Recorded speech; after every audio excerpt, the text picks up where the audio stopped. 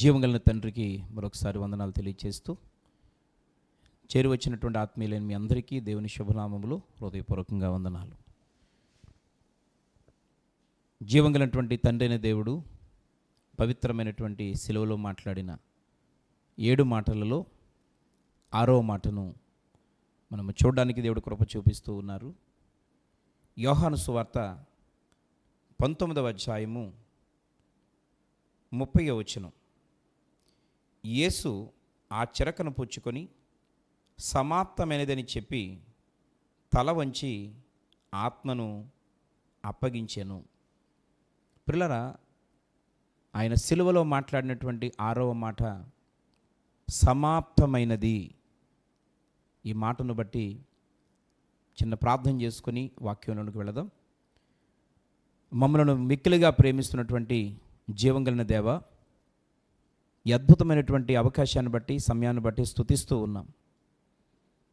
మమ్మల్ని అందరినీ నిత్య జీవానికి తీసుకుని వెళ్ళాలని మీరు తీసుకున్నటువంటి నిర్ణయంలో భాగంగా శిలువ మరణం పొందుతూ కూడా ఈ భూమి మీద నీ రాజ్యానికి రావలసినటువంటి మాకు ఎల్లకాలము సర్వకాలము మేమందరము సరిచేయబడు నిమిత్తం పవిత్రమైనటువంటి చివరి మాటలు 7 మాటలు మీరు పలికి ఉన్నారు.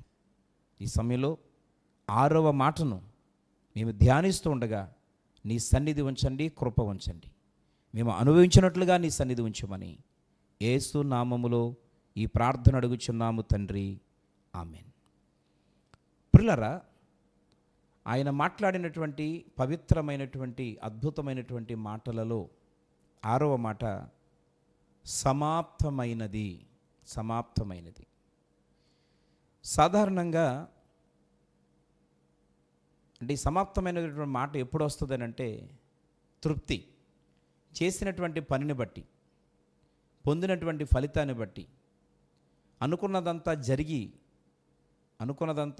జరిగి హ్యాపీ అయినప్పుడు ఒక తృప్తిని వ్యక్తపరిచేటువంటి మాట ఏంటనంటే పూర్తయింది, పూర్తి చేయగలిగాను, సమాప్తి అయింది అని మనము అటువంటి పదాన్ని వాడతాం. మరి ప్రభు అయినటువంటి యేసుక్రీస్తు శిలువ మరణం పొందుతూ, శిలువలో వేలాడుతూ, ఒకవైపు రక్తము కారిపోతూ ఉంది, భయంకరమైన ఎండ, ఈ శరీరధారిగా ఆయన భరించలేనంత వేదనలో ఆ ఎండలో మరిగిపోతూ చివరి దశలో మాట్లాడుతున్న మాట ఏంటంటే చాలా తృప్తితో కూడినటువంటి పదాన్ని వాడారు ఆయన. సమాప్తమైనది, సమాప్తమైనది. ఈరోజు పిల్లరా, అంటే దాని భావం ఏంటంటే ఆయన తండ్రి అయినటువంటి యెహోవా అప్పగించినటువంటి పనిని పూర్తి చేసి ఆయన సమాప్తమైనదని తన తృప్తిని వ్యక్తపరిచారు.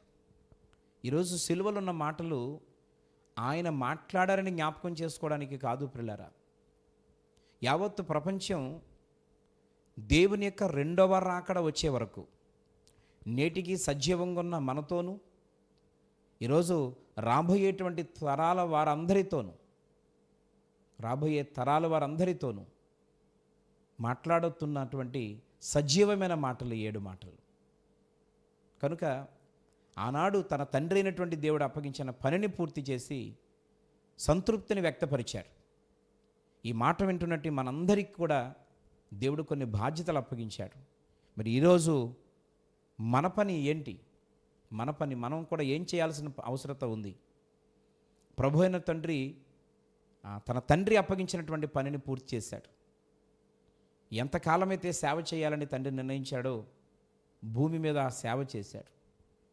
కొన్ని వేల ఆత్మలను రక్షించాడు, కొన్ని లక్షల మందికి సువార్తను ప్రకటించాడు, అనేక మంది రోగులను బాగు చేశారు ఆయన, దయ్యాలను వదలగొట్టారు ఆయన. ప్రియమైన మిత్రులారా, పెద్ద పెద్ద వారితో తన ఉన్నతమైనటువంటి శక్తిని తెలియజేసే విధంగా ఆయన తన కార్యాలను వారి ముందు ప్రదర్శించారు. ఆయన చూశారు, ఆయన అనేకమైనటువంటి సూచక్రియలు చేశారు ఆయన. ఇవన్నీ అయిన తర్వాత సువార్త ఎక్కడెక్కడైతే చెప్పాలో తండ్రిని దేవుడు నియమించిన ప్రకారం అవన్నీ చేసి చివరికి శిలువ మరణం పొందవలసింది కూడా దేవుడు అప్పగించిన పనే. దాన్ని తృణీకరించడం దేవుడు అప్పగించిన పని కాదు. సమయంలో శరీరధారిగా ఉన్న వాక్యము నెరవేరు నిమిత్తం తండ్రి అప్పగించిన పని నిమిత్తం ఆ పనిని కూడా సంపూర్ణము చేసినటువంటి ప్రభు అయిన యేసుక్రీస్తు మరికొన్ని నిమిషాల్లో తన ప్రాణాన్ని విడిచిపెట్టేస్తారనగా ఆయన సంతృప్తితో కూడిన మాట అంటున్నారు, నేను అప్పగించిన పనిని పూర్తి చేయగలిగాను, సమాప్తమైంది. ఈరోజు దేవుని సేవకులంగా, సేవకురాండ్రంగా, ఆత్మీయ బిడలంగా, దేవుని పిల్లలంగా సాగుతున్నటువంటి మనందరికీ కూడా దేవుడు కొంత పని అప్పగించాడు. అదేంటో తెలిసిన ప్రభువారు ఆయన సజీవంగా ఉన్నంత కాలం సర్వలోకములో కొంత ప్రాంతానికి సువార్తను ప్రకటించి, నేనే మార్గం, నేనే సత్యం, నేనే జీవం, నా ద్వారా తప్ప తండ్రి యొద్దకు ఎవరునూ చేరరు అనేటువంటి విషయాన్ని తెలియచేసి వాస్తవాలను ఈరోజు సమాజం ముందు చూపించి ఆయన శక్తిగల దేవుడని తన సూచక క్రియల ద్వారా దేవుడు బట్టబయలు చేసి వెళ్ళాడు.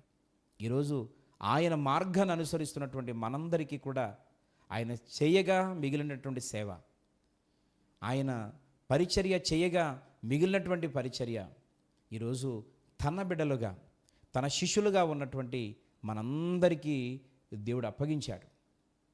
ఆయన అంటున్న మాట, ఇప్పుడు మీరు సర్వలోకమునకు వెళ్ళి సర్వజనాంగాన్ని శిష్యులుగా చేయండి, ప్రభువునకు శిష్యులనుగా సంపాదించండి.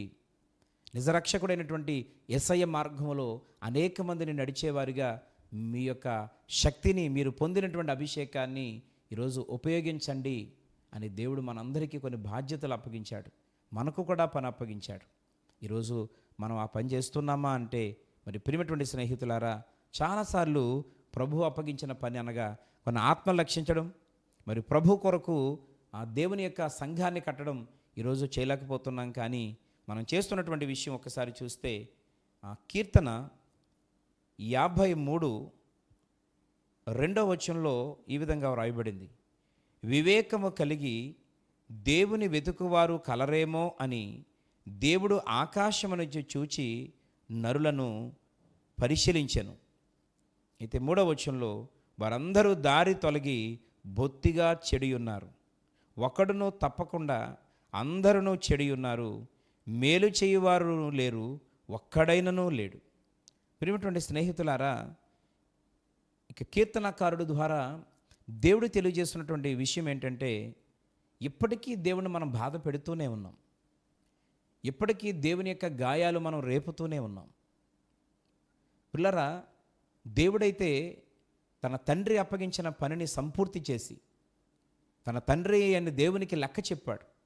నాయనా, మీరు మాకు అప్పగించినటువంటి పనిలో నేను 100కి 100% న్యాయం చేశాను, అప్పగించినటువంటి పనిని పూర్తి చేశాను. ఈరోజు నా ప్రియమైనటువంటి స్నేహితులారా, నా ప్రియమైన వారులారా, ప్రభువు మనతో మాట్లాడుతూ మన పనిని జ్ఞాపకం చేస్తూ ఉన్నాడు, మన బాధ్యతను జ్ఞాపకం చేస్తూ ఉన్నాడు.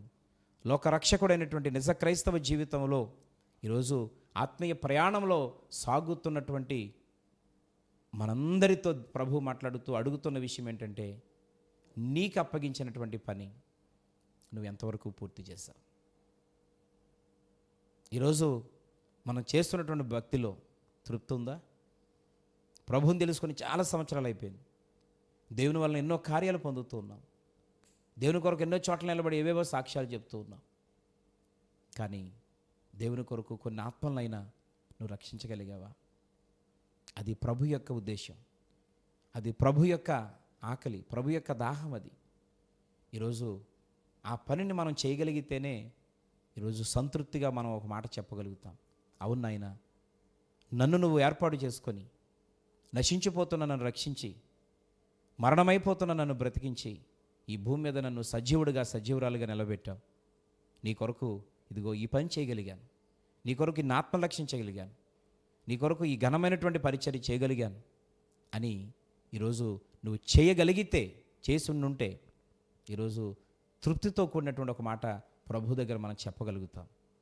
ఈరోజు ఆత్మీయ జీవితంలో, మన సేవా పరిచర్యలో, మన భక్తి జీవితంలో తృప్తి లేనటువంటి పని, తృప్తి లేనటువంటి జీవితం ఏమండి, ఎంత చేసినా వ్యర్థమే, ఎంత చేసినా దానివల్ల ప్రయోజనం లేదు. ఈరోజు దేవుడు నన్ను ప్రశ్నిస్తూ ఉన్నాడు. ఈరోజు ప్రియమైన దేవుని బిడ్డలారా, అదే దావీదు 52వ కీర్తనలో 8వ వచనంలో ఒక మాట అంటాడు, నేనైతే దేవుని మందిరములో పచ్చని ఒలీవ చెట్టు వలె ఉన్నాను, నిత్యము దేవుని కృపయందు నమ్మిక ఉంచి ఉన్నాను. కీర్తనకారుడైతే చాలా ధైర్యంగా వ్యక్తిగతమైనటువంటి సాక్ష్యాన్ని చెప్పగలుగుతున్నాడు. ఏమని అనంటే, నేనైతే నా దేవుని మందిరములో పచ్చని ఒలీవ చెట్టు వలె ఉన్నాను, నిత్యము దేవుని కృపయందు నమ్మిక ఉంచి ఉన్నాను. అతడు కూడా ఒక తృప్తితో కూడినటువంటి ఒక చక్కని స్టేట్మెంట్ ఇస్తూ ఉన్నాడు, ఒక చక్కని ఆ మాట చెప్పగలుగుతున్నాడు. నేనైతే, నా మట్టుకు నేనైతే ధైర్యంగా చెప్పగలుగుతున్నాడు.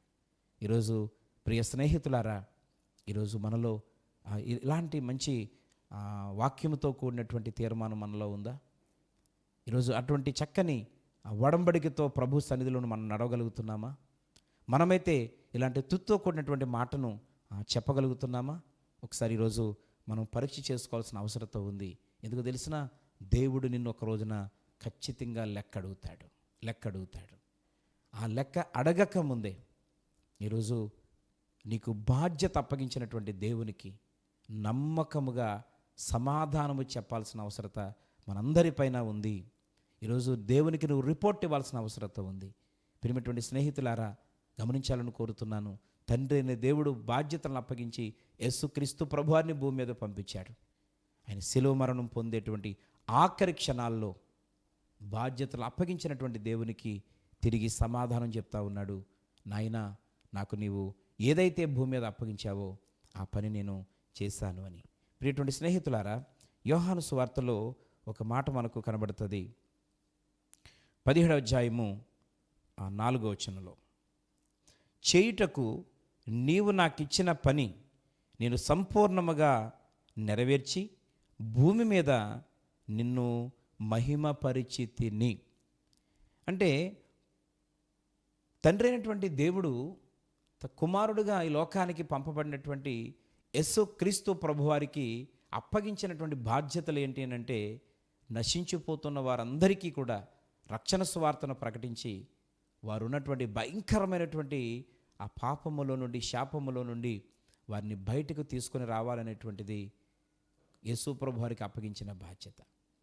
ఆ బాధ్యతలో విరామము లేకుండా ప్రభువారు బ్రతుకున్నటువంటి ఆ సంవత్సరాలలో పగటి వేళ దేవాలయంలో బోధించుచు, సర్వ సమాజానికి సువార్తను ప్రకటించుచు, ఆయన దగ్గరకు వచ్చినటువంటి వారందరికీ తన చేతనైనటువంటి సహాయం చేస్తూ, సాయంత్రం అయితే చీకటి పడితే మరలా తెల్లవారే వరకు ఆ ఒలీవ కొండ మీద ఆ పిల్లరా ఆ రాత్రంతా కూడా ప్రార్థన చేస్తూనే తన జీవితాన్ని, తన కాలమును వెళ్ళబుచ్చినట్లుగా వాక్యంలో రాయబడింది. ఈరోజు ఆ యేసుక్రీస్తు ప్రభు దేవుని సన్నిధిలో మోకరించి ప్రార్థన చేస్తూ అంటున్నాడు, చేయుటకు నాకు ఏ పనైతే అప్పగించావో ఆ పనిని భూమి మీద నేను సంపూర్ణముగా నెరవేర్చి నీ నామమును మహిమపరిచితిని. అవును, వ్యక్తిగతమైనటువంటి ఆ తృప్తి అనేటువంటిది చాలా అవసరం. ప్రియమైన స్నేహితులారా, ఆయన శిలువ మరణం పొందకముందు కూడా ఆయన ప్రార్థన చేస్తూ అంటున్న మాట, నాకు ఏ పనైతే అప్పగించావో అది నేను ఈరోజు సంపూర్ణము చేసి తిని. ఈరోజు ఈ వర్తమానం వింటున్నటువంటి నా ప్రియమైనటువంటి వారలారా, ఒకవేళ మనం సేవకులమైతే, మనము సేవకురాండ్రమైతే, విలువ లేని మనలకు, ఏ యోగ్యత లేని మనలను దేవుడు ఏర్పాటు చేసుకొని ఈరోజు ఘనమైన స్థానాన్ని దేవుడు మనకి ఇచ్చాడు. ఒక హుందా కలిగినటువంటి హోదాన్ని దేవుడు మనకి ఇచ్చాడు. ఇవన్నిటిని బట్టి మనం గౌరవించబడుతున్నాం, ఆధిక్యతలో ఉన్నాం. అయితే ఈరోజు ఏ ఉద్దేశంతో అయితే దేవుడు మనల్ని పిలిచి మనకు అప్పగించిన బాధ్యతల విషయాల్లో మనం ఈరోజు ఎంతవరకు ఆ దేవుణ్ణి సంతోషపెట్టే విధంగా పనిచేస్తూ ఉన్నాం. మనం ఒకవేళ ఆత్మీయ పిల్లలమైతే, ఎన్నిక లేని మనలను, యోగ్యత లేని మనలను, మరణపు అంచుల వరకు వెళ్ళిన మనలను దేవుడు అసాధ్యమైన వాటిని సాధ్యము చేసి ఒక ఉన్నతమైనటువంటి శక్తివంతులుగా దేవుడు మనల్ని నిలబెట్టాడు. ఈరోజు మన మీద కూడా దేవునికి కొన్ని ఆశలు ఉన్నాయి, మన మీద కూడా దేవునికి కొన్ని తలంపులు ఉన్నాయి. మన ద్వారా కొంత పరిచర్య జరగాలని, కొన్ని ఆత్మ రక్షించబడాలనేటువంటి ఆశ మన పట్ల దేవుడు కలిగి ఉన్నాడు. ఈరోజు నిజంగా ఆ పని చేసి దేవునికి మనం రిపోర్ట్ ఇవ్వగలుగుతున్నామా? ఒక సంతృప్తి కలిగినటువంటి సాక్ష్యముతో మన యొక్క దినాలు ముగించగలుగుతున్నామా? ఈరోజు దేవుడు అప్పగించినది సంపూర్ణంగా నెరవేర్చకుండానే చాలామంది తుది శ్వాస విడుస్తున్నారు. ఈ లోకాన్ని విడిచిపెట్టి వెళ్ళిపోతూ ఉన్నారు. రకరకాల కారణాల చేత మరణమవుతూ ఉన్నారు. మరి మనందరము కూడా, అలాంటి వారందరూ కూడా దేవుని దగ్గర ఏమని సమాధానం చెప్పగలుగుతాం? కానీ అవకాశం ఉన్నంత వరకు, ఈ భూమి మీద దేవుడు మనల్ని సజీవులుగా ఉంచినంత వరకు ఈరోజు విరామము లేనటువంటి పని చేసి, విరామము లేని పరిచర్య చేసి ఈరోజు దేవుని ఉద్దేశాన్ని మనం నెరవేర్చేవారిగా ఉండాలనేటువంటిది దేవుని ఉద్దేశం. పిల్లరా, ఆయన యోహాను సువార్త 4వ అధ్యాయము 34వ వచనంలో కూడా ప్రభువారు బ్రతుకున్నప్పుడు ఒక మాట అన్నారు. ఆయన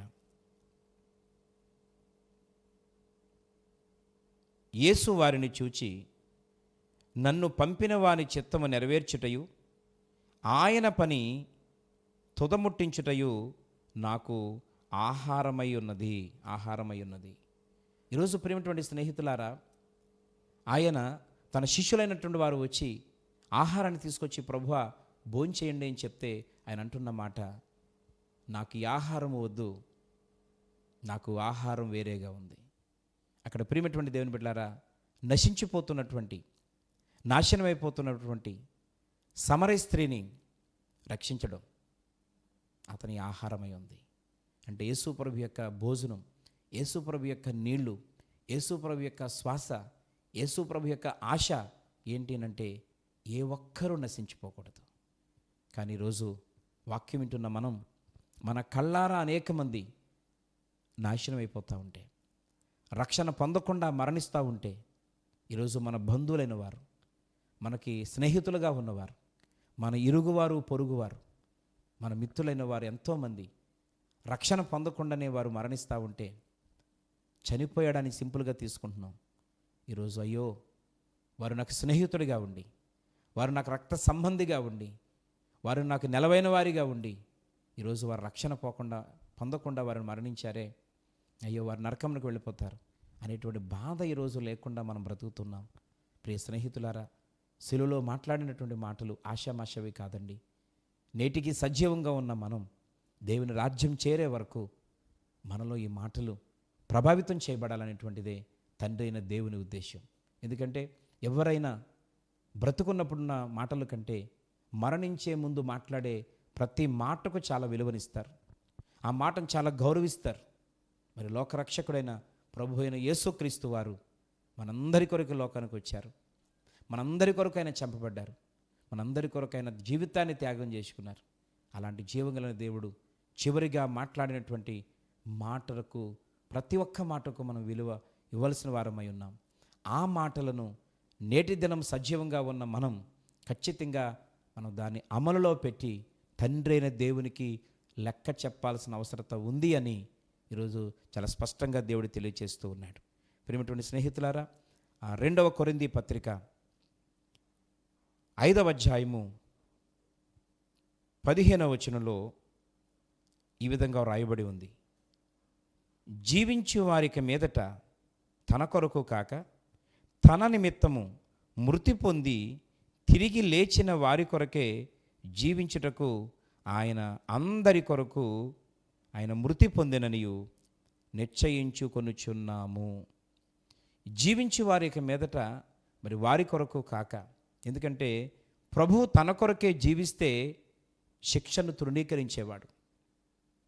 ప్రియులాన, ప్రభువారు తన కోసమే జీవించుండుంటే ఆ మరణము దూరం అవ్వాలని కోరుకునేవాడు. ఆ శిలువ మరణానికి ఆయన అంగీకరించేవాడు కాదు. ఎందుకంటే ప్రియమైనటువంటి స్నేహితులారా, ఎందుకంటే ఆయన తన కొరకు బ్రతకలేదు, ఆయన ఈ భూమి మీదకి తన కొరకు రాలేదు, ఆయన తన కొరకు ఆ శిక్షను అనుభవించలేదు, తన కొరకు ఆయన దెబ్బలు అనుభవించలేదు. ఈరోజు ప్రియమైనటువంటి స్నేహితులారా, మనందరము విమోచించబడాలని, మనందరము రక్షించబడాలని ఆయన మనందరి కొరకు సిలువలో బలియాగమైపోయారు. కాబట్టి ఇక మీదట జీవించువారు ఇక మీదట మరి తమ కొరకు కాక మరి ప్రభువు నిమిత్తము, ఎందుకంటే ఆయన మన కొరకు మృతి పొంది తిరిగి లేచి మనందరికీ నిత్య జీవాన్ని ఇచ్చినటువంటి దేవుని కొరకు మనము ఆయనని సాదృశ్యంగా తీసుకొని బ్రతుకుతూ ఈ భూమి మీద ఇంకా ఎవరైతే రక్షణ పొందలేదో, ఎవరైతే మారుమనసు పొందలేదో, ఎవరైతే దేవునికి దూరంగా ఉంటున్నారో వారందరి ఎడల ఒక బాధ్యతను కలిగి వారందరినీ దేవుని సన్నిధికి నడిపించినప్పుడే నిజమైనటువంటి తృప్తి, నిజమైనటువంటి సంతోషం ఈరోజు మనం కలిగి అప్పుడు ముందుకు జీవించాలనేటువంటిది దేవుని ఉద్దేశం. నా ప్రియ స్నేహితులారా, ఈరోజు ఈ మాటలు వింటున్నటువంటి మనము నిజంగా అలా జీవిస్తున్నామా? లేదు. మనకు ఒక మంచి ఉద్యోగం ఉంటే, మనకు మంచి వ్యాపారం ఉంటే, మనకు అన్ని రకాలుగా కలిసి వస్తూ ఉంటే, మనము మన కుటుంబం క్షేమంగా సాగిపోతూ ఉంటే ఈ బ్రతుకు చాలు అని చేతులు ముడుచుకొని జీవితాన్ని కొనసాగించాలనుకుంటున్నామా? లేదు. ఈ 6వ మాట ద్వారా నువ్వు సంతృప్తి కలిగినటువంటి జీవితాన్ని జీవించడం అసలైనటువంటిది ఏది అనంటే ప్రభు అప్పగించినటువంటి పని. ఇంకా ఎందరైతే నశించిపోతున్నారో, ఈరోజు ఎందరైతే దేవునికి దూరంగా ఉంటున్నారో, ఈరోజు దేవునికి దూరంగా ఉంటూ వారి విలువైన జీవితాన్ని పతనానికి మార్చుకుంటున్నారో, అలాంటి వారందరి పట్ల బాధ్యత కలిగి కన్నీరు కారుస్తూ సమయాన్ని కేటాయిస్తూ ఈరోజు నీ ద్వారా అగ్నిలోంచి లాగినట్లుగా కొందరినైనా నువ్వు లాగినప్పుడే నిజమైనటువంటి ఆ తృప్తిని కలిగి మనం జీవించగలుగుతాం. అటువంటి తీర్మానం తీసుకుంటూ దేవుని కొరకు కొన్ని ఆత్మల్ని సంపాదించి దేవుని సందులో సాగిపోదాం. తలలు వంచండి, ప్రార్థన చేసుకుందాం. కృపగలిగిన తండ్రి, నీకు వందనాలు. ఈ యొక్క 6వ మాటలో సంతృప్తిని మేము చూస్తూ ఉన్నాం.